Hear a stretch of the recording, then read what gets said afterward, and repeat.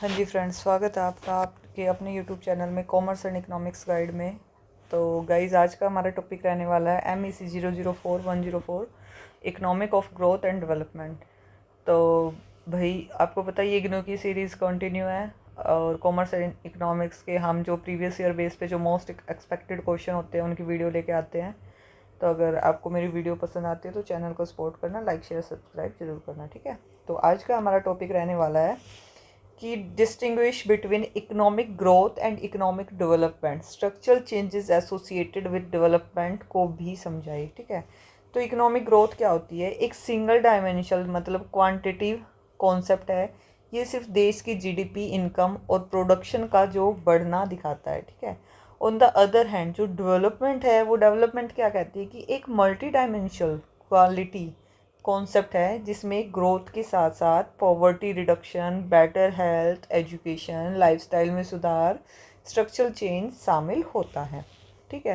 Simple word में समझे तो growth is a like weight gain, but development is a like maturity and healthy body composition, ठीक है। जैसे कि इसमें पैरामीटर देते हैं कि इकोनॉमिक ग्रोथ और डेवलपमेंट, नेचर कहता है कि ये क्वांटिटी होता है, सिर्फ नंबर बढ़ते हैं, ये क्वालिटेटिव होता है प्लस क्वांटिटिव क्वालिटी बढ़ती है इसमें, ठीक है। फोकस इसका नेशनल इनकम पे फोकस होता है, जीडीपी ग्रोथ मैट्रिक्स पे, और इसका होता है standard of living, HDI poverty alleviation पे। सेक्टर शिफ्ट होता है इसमें एग्रीकल्चर से इंडस्ट्री पे और सर्विसेज की तरफ स्ट्रक्चरल शिफ्ट होता है। इसमें institution, human capital, technology, evolutionary, transform, ये सब आते हैं, ठीक है। अगर एग्जांपल ले तो नॉर्डिक कंट्रीज़ है हमारी, जिसमें नॉर्वे जो डेनमार्क है, यहाँ हाई इनकम ग्रोथ के साथ साथ क्या है, top tier health care, free education और जीरो करप्शन मिलती है। True development is the contrast, some oil rich nation have high GDP but low social transformation, ठीक है। तो मतलब कुछ जगह ऐसी कि जीडीपी तो काफ़ी बड़ी भी मिलती है लेकिन उनकी जो हेल्थ है वो अच्छी नहीं मिलेगी, एजुकेशन है वो फ्री नहीं मिलेगी, अच्छी एजुकेशन नहीं मिलेगी, लाइफस्टाइल अच्छा नहीं होगा। तो क्या है कि क्वालिटी और क्वांटिटी दोनों होना चाहिए, तभी लाइफ बेटर होती है, ठीक है। सेकंड हमारा है कि explain Solow neo classical growth model, saving rate और डेप्रिशिएशन रेट जो बदलने से जो भी हमारा क्या इम्पैक्ट पड़ता है। तो वही रॉबर्ट सोलो का मॉडल बताता है कि जो लॉन्ग रन में इकोनॉमी के स्टेडी स्टेट संतुलन पर पहुंच जाती है, वहाँ पर क्या होता है, जो कैपिटल के और पर कैपिटल आउटपुट वाई कांस्टेंट हो जाते हैं। अगर आप इकोनॉमी में सेविंग रेट बढ़ाओगे, मतलब सेविंग को ज़्यादा करोगे, तो टेम्पोररी इन्वेस्टमेंट क्या हो जाएगी, बढ़ जाएगी, क्योंकि अगर आपकी सेविंग बढ़ी है तो आप इन्वेस्टमेंट भी ज़्यादा करोगे और वो क्या हो जाएगी, अपर शिफ्ट हो जाएगी। पर जो लॉन्ग रन ग्रोथ रेट होते हैं वो कॉन्स्टेंट ही रहेगा। क्यों? अगर डेप्रिशिएशन डी बढ़ेगी तो क्या होगी, स्टेडी रेट भी नीचे चली जाएगी, ठीक है।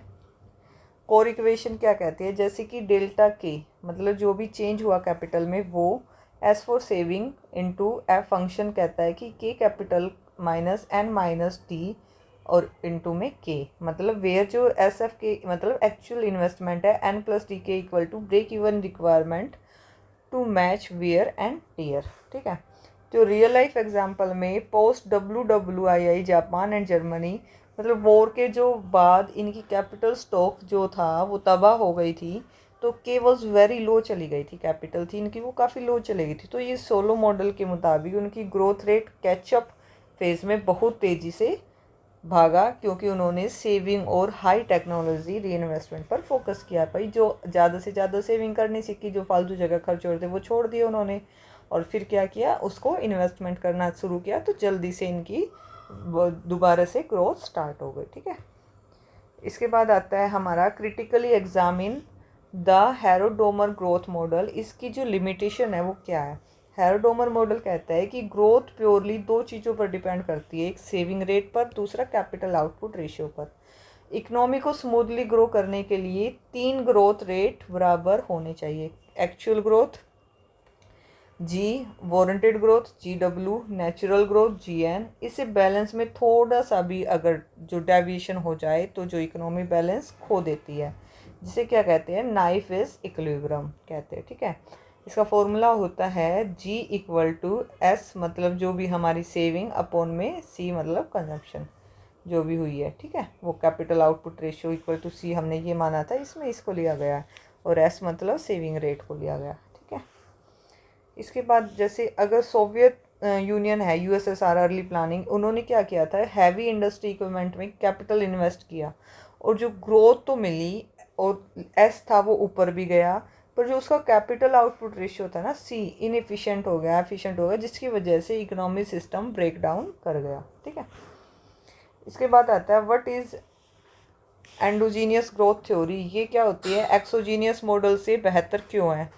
ये होता है सोलो का जो मॉडल कहता है कि जो लॉन्ग रन ग्रोथ सिर्फ एक्सटर्नल फैक्टर्स जो एक्सोजीनियस टेक्नोलॉजी पर डिपेंड करती है, और जो एंडोजीनियस ग्रोथ थ्योरी होती है वो रोमर एंड लूकियस मॉडल ने कहा नहीं, टेक्नोलॉजी ऑटोमेटिक नहीं आती, इसके लिए क्या आती है, कंपनीज और गवर्नमेंट को R&D research and development, human capital, education और इनोवेशन में भी इन्वेस्टमेंट करना पड़ता है, ऐसे डायरेक्ट तरक्की नहीं होती है, ठीक है। इसमें कैपिटल के जो कॉन्स्टेंट और इंक्रीजिंग रिटर्न मिलते हैं, जैसे y equal to A into K, ठीक है।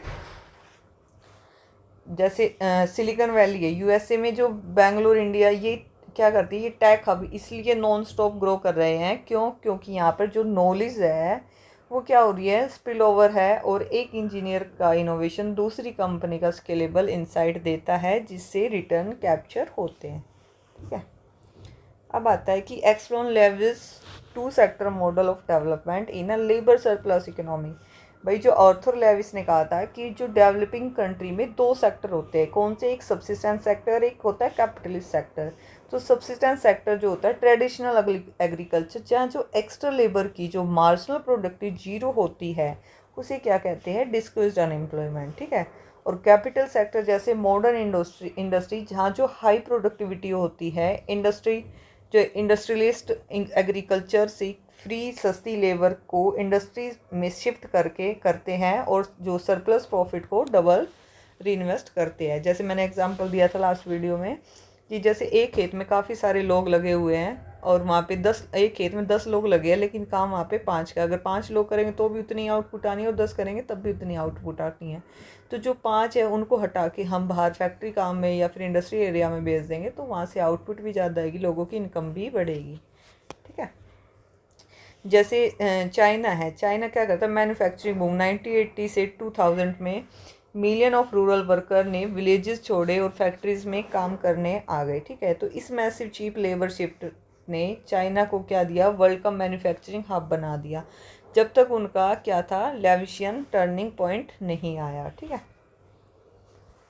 इसके बाद आता है critically examine the Harris Tudor model और रूरल अर्बन माइग्रेशन। तो भाई कॉन्सेप्ट कहता है कि ये मॉडल एक पैराडॉक्स समझाता है कि शहर में अनएम्प्लॉयमेंट होने के बाद भी लोग गांव से शहर क्यों आते हैं।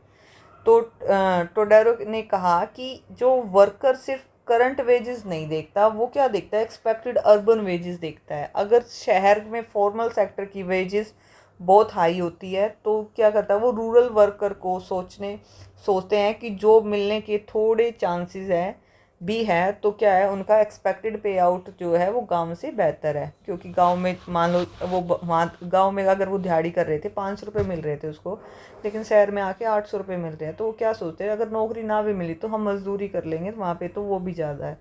फॉर एग्ज़ाम्पल जैसे दिल्ली में, और भाई दिल्ली में, हरियाणा में, इधर पंजाब साइड, तो ये क्या होते हैं, थोड़ी बिहार साइड के लोग क्या करते हैं बेचारे, पश्चिम बंगाल के बिहार, उधर क्या है, एम्प्लॉयमेंट कम है, तो उधर के लोग इधर आके काम करते हैं, इधर वो खेतों में भी काम कर लेते हैं और लेबर का भी काम कर लेते हैं, ठीक है, क्योंकि उन्हें वहाँ से ज़्यादा वेजेस मिलता है।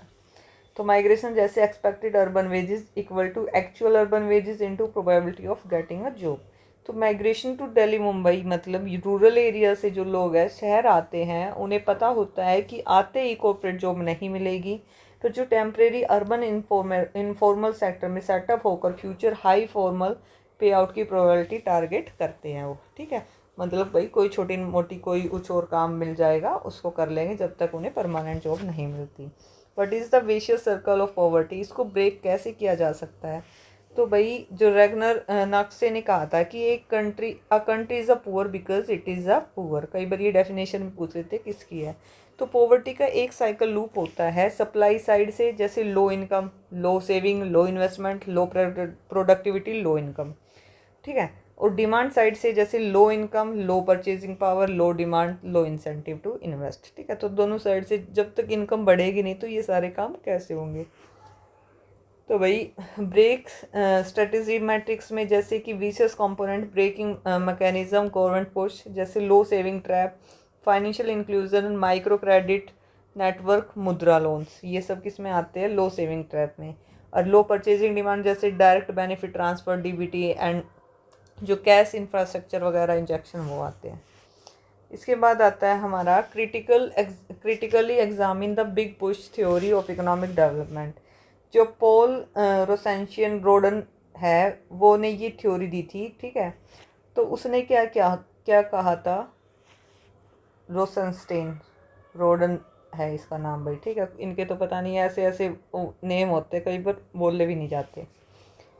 तो जो उनका कहना था कि जो बिट बाय बिट थोड़ा थोड़ा इन्वेस्टमेंट करने से जो अंडर डेवलपमेंट इकोनॉमी जंप नहीं करेगी। अगर जो गाड़ी को डाल डाल से निकालना है तो क्या करना पड़ेगा, एक बार में ही बड़ा धक्का लगाना पड़ेगा, बिग पुश लगाना पड़ेगा, ठीक है। जब गवर्नमेंट एक साथ रोड, रेलवे, इलेक्ट्रिसिटी और स्टील प्लांट्स में क्या करेगी, मैसी कॉम्प्लीमेंट्री इन्वेस्टमेंट करेगी, तो सारे सेक्टर क्या हो जाएंगे, म्यूचुअल डिमांड ट्रिगर करेंगे, ठीक है। जैसे एग्जांपल इंडियाज नेशनल इंफ्रास्ट्रक्चर, ठीक, इंफ्रास्ट्रक्चर पाइपलाइन, एनआईपी, गति शक्ति मास्टर प्लान। तो गवर्नमेंट $1 ट्रिलियन स्केल पर क्या करती है, रोड, ऑप्टिकल फाइबर्स और पोर्ट्स एक साथ बूस्ट कर रही है ताकि प्राइवेट जो प्लेयर्स को ऑटोमेटेड एक्सटर्नल इकोनॉमीज का कैपिटल एसोसिएशन पुश मिले, ठीक है। इसके बाद आता है भाई कि discuss the computer theory of a creative destruction in capitalist development, ठीक है। कि जोसेफ जो कंप्यूटर थे उसके मुताबिक ग्रोथ का जो मेन इंजन है रिसोर्स अक्यूमुलेशन नहीं बल्कि क्या है, इनोवेशन और डायनामिक एंटरप्रेन्योर होते हैं। क्रिएटिव डिस्ट्रक्शन में एक ऐसी प्रोसेस है जहाँ नए कटिंग एज इनोवेशन आते हैं और पुरानी अनअडैप्टिव जो मार्केट प्रोडक्ट और ऑपरेशनल स्ट्रक्चर को बिल्ड डिस्ट्रॉय करके रिमूव कर देते हैं। कॉन्टीन्यूस लॉन्ग टर्म डेवलपमेंट के लिए ये इवैल्यूएशन इम्पेरेटिव है, ठीक है। तो अगर जैसे नेटफ्लिक्स और ब्लॉकबस्टर डिजिटल सेंसर है, ठीक है, फिल्म रोल, कोडाक, इसमें क्या होता है कि डिजिटल टेक्नोलॉजी के डायनेमिक वेव ने ट्रेडिशनल फोटोग्राफिक रोल इंडस्ट्रियल को मार्केट से कम्प्लीटली क्या कर दिया, डिस्ट्रक्ट कर दिया, ठीक है। और जो leading to creative new streaming और डिजिटल मल्टी मिलियन मॉडल्स। आपने देखा होगा कि लोग पहले सिर्फ केबल वगैरह पे डिपेंड आते थे, केबल में जो चैनल आते थे वही देखते थे, स्टार प्लस, जीटीवी वगैरह, ये कलर्स वगैरह।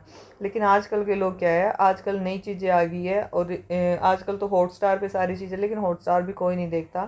ज़्यादातर लोग क्या देखते हैं, नेटफ्लिक्स देखते हैं, अमेजोन प्राइम देखते हैं, ब्लॉकबस्टर। तो इसमें नई नई हमारी जो स्ट्रीमिंग डिजिटल आइडिया क्रिएटिविटी आती है तो लोग उनको देखना ज़्यादा पसंद करते हैं, उस साइड ज़्यादा जाते हैं, ठीक है।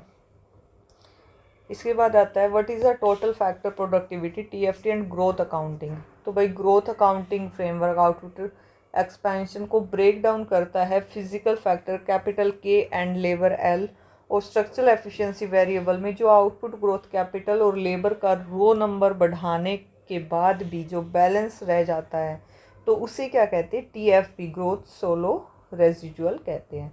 ये जो कॉन्टीन्यूस टेक्नोलॉजी होती है ना, इसके एडवांसमेंट और ऑर्गेनाइजेशन सिस्टम प्रोग्रेस को क्या करता है, रिप्रेजेंट करता है, ठीक है। इसकी अगर आइडेंटिटी करें तो हम कैसे होती है कि डेल्टा वाई जो भी चेंज हुआ है हमारा इनकम में, वो वाई में वाई जो पहले थी वो, वाई में डेल्टा ए जो भी चेंज होके आया अमाउंट वो वाई में ए, इसके बाद जो पहले थी वो कैपिटल, डेल्टा कैपिटल, अल्फ़ा में डेल्टा कैपिटल जो चेंज होके आया वो जो पहले कैपिटल थी वो, प्लस बीटा में डेल्टा लेबर जो पहले चेंज होके आई वो जो वाई में पहले थी वो, ठीक है। इन सबको क्या कर देंगे, हम ऐड कर देंगे, ठीक है। तो एग्जांपल हमारा इंटेंसिव एक्सटेंसिव ग्रोथ डिबेट्स, जिसमें टीएफपी शिफ्ट आइडेंटिटी करते हैं कि दे स्ट्रक्चरल टेक ड्रिवन प्रोसेस से ग्रो कर रहा है या बस रिसोर्सेज जो डिप्लीशन स्केलिंग है मॉडल स्टैंडर्ड को फॉलो कर रहा है, ठीक है। तो ये सब हमारा किस में आता है, टोटल फैक्टर प्रोडक्टिविटी टीएफपी में, ग्रोथ अकाउंटिंग में, ठीक है। तो भाई ये था आज का टॉपिक हमारा। आई होप आपको पसंद आया होगा। If you like my video तो please like share and subscribe my channel और please support to be honest. Okay, thank you so much और wish you all the very very best for your exam. Guys अच्छे से exam करके आया करो, शांत mind से करके आया करो, बिल्कुल हर प्रॉब्लम को घर पे छोड़ के जाया करो, ध्यान से एग्ज़ाम करके आया करो. ठीक है, थैंक यू सो मच.